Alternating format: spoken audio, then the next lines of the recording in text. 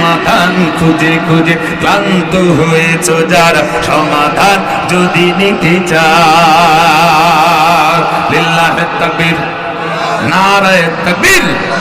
সমাধান খুঁজে খুঁজে ক্লান্ত হয়েছো যারা, সমাধান যদি নিতে চাও, সব মত ভুলে গিয়ে, সব পথ ভুলে গিয়ে কোরআন দেখো খুলে, সমাধান যদি নিতে চাও, সমাধান সমাধান সমাধান খুঁজে খুঁজে ক্লান্ত হয়েছো যারা, সমাধান যদি নিতে চাও, লিল্লাহি তাকবীর। আজ কোরআন পড়ি না বলে, কোরআন মানি না বলে, সবখানে হয়ে লাঞ্ছিত, কথাগান ঠিক কিনা? আজ কোরআন মানি না বলে, কোরআন বুঝি না বলে, সব অধিকারে বঞ্চিত, লিল্লাহি তাকবীর। আজ কোরআন পড়ি না বলে, কোরআন মানি না বলে, সবখানে হয়ে লাঞ্ছিত, কোরআন বুঝি না বলে, কোরআন পড়ি না বলে, সব অধিকার বঞ্চিত, সব মত ভুলে গিয়ে কোরআন দেখো খুলে, সমাধান যদি নিতে চাও, সমাধান সমাধান খুঁজে খুঁজে ক্লান্ত হয়েছো যারা, সমাধান যদি নিতে চাও, কোরআন থেকে সমাধান নিতে, কোরআন থেকে রাষ্ট্র চালাতে, কোরআন দিয়ে পার্লামেন্ট চালাইতে, কোরআন দিয়ে থানা চালাইতে কারা কারা রাজি আছেন? দুহাত তুষা করে মালিক করুন, লিল্লাহি তাকবীর। এই তাকবীর দেওয়ার কেউ নেই ভাই। এই কোরআনের ময়দানে তাকবীর হবে না তো কোথায় তাকবীর হবে? একটু ছেড়ে দেন, আবার হাত তুষা করেন, লিল্লাহি তাকবীর, নারায়ে তাকবীর, নারায়ে তাকবীর। কোরআন সুন্নাহ যেখানে, আলেম উলামা যেখানে, মাজার পূজা যেখানে, মদ গাঁজা যেখানে, নারায়ে তাকবীর। আল্লাহ তাআলা কবুল করেন, বলেন আমিন। এই জন্য সব সমাধান দিতে পারে একমাত্র আল কোরআন। আবু জেহেল চিন্তা করলাম, আমি একজন লেদার মানুষ, এই মক্কার মানুষগুলো, মদিনার মানুষগুলো, মক্কার মানুষগুলো মুহাম্মদ ইবনে আব্দুল্লাহর জবান থেকে কোরআনের তেলাওয়াত শুনে যতবার শুনবে ততই তাদের মজা লাগে, আমি তো নিজেই তার পাগল করা। আবু জেহেল চিন্তা করলো কি করা যায়, এই মুহাম্মদের যদি কোরআন তেলাওয়াত এভাবে জারি থাকে, তাহলে একদিন দুই দিন পর, 5 বছর পর আমি লেডারের কথা আর কেউ শুনবে না। আবু জেহেল চিন্তা করলো, আমি চাপাবাজি করে, আমি স্বর্ণের লোভ দেখাইয়া, আমি রৌপ্যের লোভ দেখাইয়া, সম্পদের লোভ দেখাইয়া, বিরানির প্যাকেট দিয়া তারপর মানুষ একত্রিত করতে পারি না। আর মুহাম্মদ বিন আব্দুল্লাহ ওর জবান দিয়ে কোরআনের তেলাওয়াত করে, মানুষ একবার শুনলে আর তার সামনে থেকে যেতে চায় না।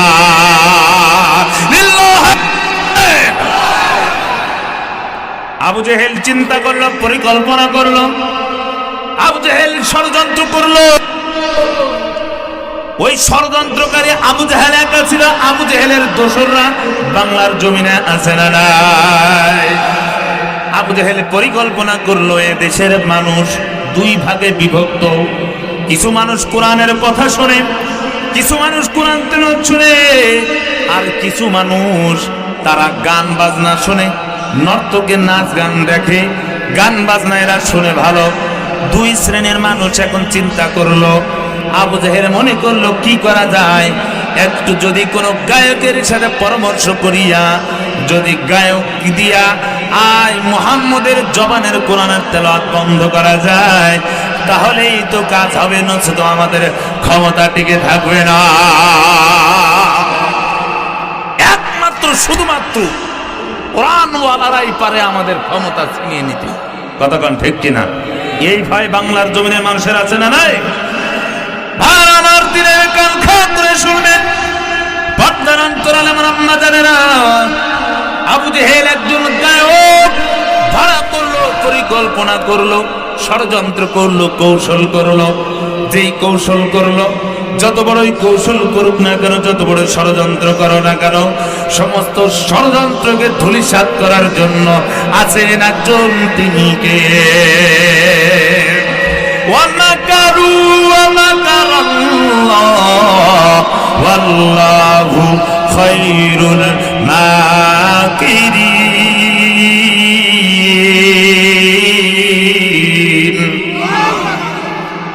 আবু জেহেলের ষড়যন্ত্রকে আল্লাহ দেখে নাই? আবু জেহেলের ষড়যন্ত্র ধূলিসাৎ করেছেন আমার আল্লাহ। ওই আল্লাহ বুঝি এখন দুর্বল হয়ে গেছে। জোরে বলেন, দুর্বল হয়ে গেছে। আল্লাহর শক্তি যেমন ছিল এখনো তেমন। সরষে ঘাটার মুসলমান আবু জেহেলের ষড়যন্ত্র করে একজন গায়ককে ভাড়া করলো। ডাক দিয়ে বলে, গায়ক রে, মুহাম্মদের জবান থেকে কোরআনের তেলাওয়াত যারা শুনে তারাই পাগল হয়ে যায়, মুহাম্মদের প্রেমে পড়ে যায়। এ গায়ক, তুমি কি পারবা আবার মক্কার জমিনে ওই মুহাম্মদের জবানের কোরআনের তেলাওয়াত বন্ধ করতে?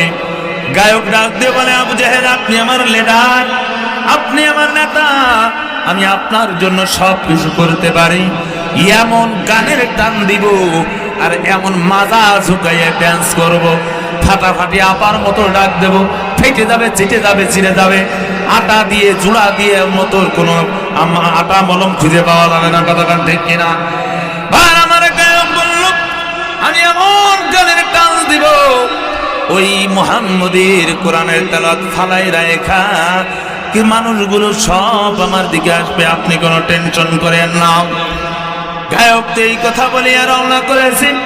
আবু জেহেল ডাক দিয়ে বলে, ও গায়ক, দাঁড়াও, তুমি তো যাইতেছো, একটু কথা শুনে যাও। তুমি যে যে মানুষটার কাছে যাচ্ছ, কোনোদিন কি তাকে দেখেছো? গায়ক ডাক দিয়ে বলে, না লেডার, আমার দেখি নাই। গায়ক বলে, আমি কোনোদিন দেখি নাই। আবু জেহেল বলে, শোনো, সে এমন একজন মানুষ, যদি তুমি তার চেহারার দিকে তাকাইছো তাহলে তুমি মুহাম্মদের প্রেম সাগরে হাবুডুবু খাইবে। লিল্লাহি তাকবীর। সাইয়্যিদুল কাওনাইন খাতামুল মুরসালিন আখির আহমদ বুদে ফখরুল আউয়ালিন। বলে, শোনো গায়ক, তুমি খবরদার তার মুহাম্মদের চেহারার দিকে তাকাইবা না। গায়ক, শোনো, জবান থেকে যে তেলাওয়াতটা করে যদি তুমি ওইটা তোমার কানের ভিতরে যায়, তাহলে শোনো গায়ক, তাহলে কিন্তু তুমি পাগল হয়ে যাবে, বেহুশ হয়ে যাবে। সুতরাং তুমি এক কাজ করো, কানের ভিতরে তুলা লাগায়া দাও, তুলা লাগায়া দিয়ে যাও। গায়ক রওনা হয়ে গেল। গায়ক রওনা হয়ে যাওয়ার পর পিছন দিক থেকে দেখে কিছু মানুষগুলো দাঁড়ায় আছে। মুহাম্মদ সাল্লাল্লাহু আলাইহি ওয়াসাল্লাম পয়গম্বর কোরআন তেলাওয়াত করে, আল্লাহর বান্দা এবার পিছন দিক থেকে একটু দেখছে। ওই পিছন দিক থেকে মুহাম্মাদের চেহারা পিছনের দিক সাইডে এত সুন্দর, এত সুন্দর। পিছন দিক থেকে আবার ডান দিকে আসছে, ডান দিক থেকে আয়সা দেখে কি সুন্দর।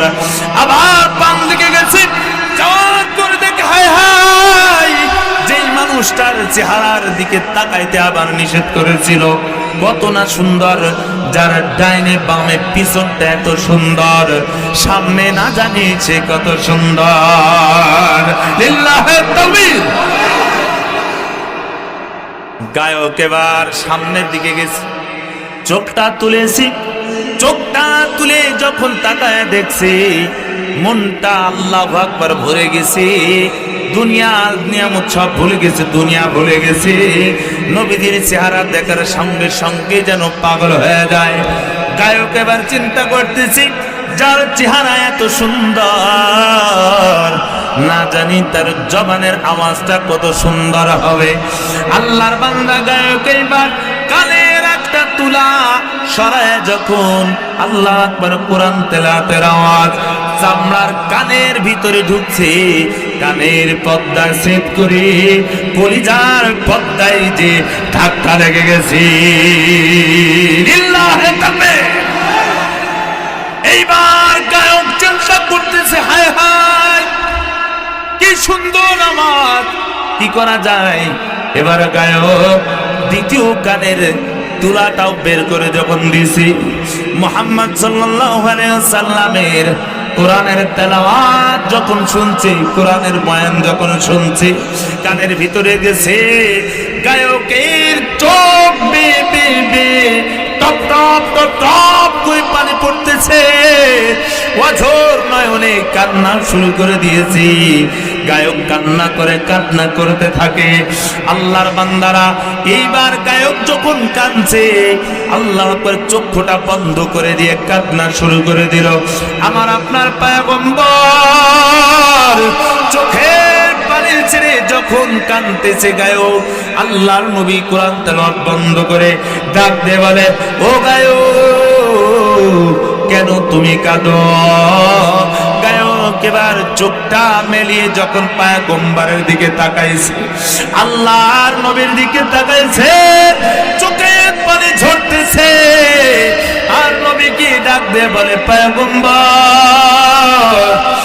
আপনার জবানে কোরআনে তেলাওয়াতের আওয়াজ এত মধুর, এত মধুর। আল্লাহর পয়গম্বর আমাকে আবু জেহেল পাঠাইছিল আপনার চেহারার দিকে তাকাইতে নিষেধ করেছে। ওগো নবী, আপনার জবানের তেলাওয়াত, জবানের আওয়াজ শুনতে আমার জন্য নিষেধ করেছিল। পয়গম্বর আপনার চেহারা যখন দেখেছি, আপনার কোরআনের তেলাওয়াতের আওয়াজ যখন শুনেছি, আমার দিলটারে আর বুঝাইতে পারি নাই। মনের অজান্তে আমার কেমন করে যেন চোখ বেয়ে বেয়ে পানি ঝরতে আছে। লিল্লাহে তাকবীর। কান্না করে ডাকতে বলে, পয়গম্বর আপনার জবানের এত তেলাওয়াতের আওয়াজ এত মধুর, এত সুন্দর, জীবনে কোনোদিন এই আওয়াজ আমি কোনোদিন কানে শুনি নাই। আল্লাহু আকবার বলেন। মুসলমান, কোরআনের তেলাওয়াত এত মধুর, আজকে জন্মের পর থেকে আল্লাহ আকবার যখন থেকে নামাজ পড়ানো শুরু করেছে, সেই থেকেই আল্লাহু আকবার প্রথমেই নামাজে দাঁড়ায়া আগে সূরা ফাতিহার টান দেয়। কথা কোন ঠিক কিনা? আপনাদের মসজিদের ইমাম সাহেব, মক্কার মসজিদের ইমাম সাহেব, কাবার মসজিদের ইমাম সাহেব, মদিনার মসজিদের ইমাম সাহেব ওই প্রথম রাকাতেই আল্লাহ আকবার প্রত্যেক রাকাতেই শুরুতেই সূরা ফাতিহা পাঠ করে। একটা মুসল্লিও কোনোদিন দেখলাম না, জীবনে কোনোদিন মুসল্লি বলল, হুজুর প্রথম রাকাতে বারবার প্রত্যেকদিন সূরা ফাতিহা পাঠ করেন, আর ভালো লাগে না, এমন কোনো মুসল্লি আপনাদের নজরে পড়েছে কিনা? না না, খুঁজে পাওয়া যাবে না। ওরে সরষে কাটার মুসলমান, পর্দার অন্তরালের মা, তার কারণ কোরআনের তেলাওয়াত জবান থেকে যেই পাঠ করে সূরা ফাতিহা যতবার পাঠ করে, প্রত্যেকবার পাঠে নতুন নতুন মজা লাগে। কথা গান ঠিক কিনা? এই কালামে জিন্দা কুরআনে হাকীম, হিকমতে উলা ইয়াজাল তাকদীর। গায়ক এবার চোখের পানি ছেড়ে দিয়ে কান্না করে বলে, পয়গম্বর আপনার আর কোনো কথা আমার জানার দরকার নাই, কিরা নিষেধ করলো কি না করলো দেখার সুযোগ নাই। আমি আজকে আপনার কাছে আমি মুসলমান হতে চাই, আমাকে কালিমা পড়ে আমাকে মুসলমান বানায় দেয়।